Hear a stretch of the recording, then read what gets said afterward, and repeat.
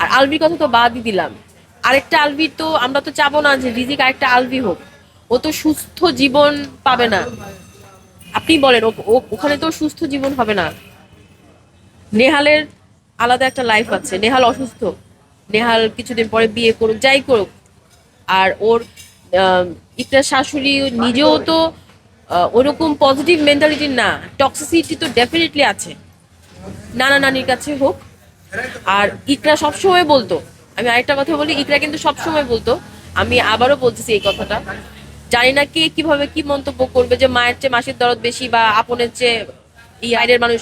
ভাই আমি জানি না, আমার কাছে আমি এই পর্যন্ত আমার জীবনে যতটুকু দেখেছি বুঝেছি সম্পর্কের বাইরেও আত্মার সম্পর্ক। ইকরা কিন্তু সবসময় বলতো এই কথাটা যে আল্লাহ না করুক, ইভেন ইকরা কেন, আমরা তিনজন বেস্ট ফ্রেন্ড একজন একজনকে সবসময় বলতাম যে আমার যদি কিছু হয়ে যায় আমার বাচ্চাকে তুই রাখিস। এটা আমিও ওদেরকে বলছি। ইকরা কিন্তু সবসময় বলতো যে মৌলি, আমার যদি কিছু হয় আমার বাচ্চাকে কিন্তু তুই রাখবি। লুপিনকেও বলছে সেম, লুপিনেরও সেম কথা, আমারও সেম কথা, আমার কিছু হলে তোরা আওয়াজকে রাখিস, আমার সন্তানের কথা।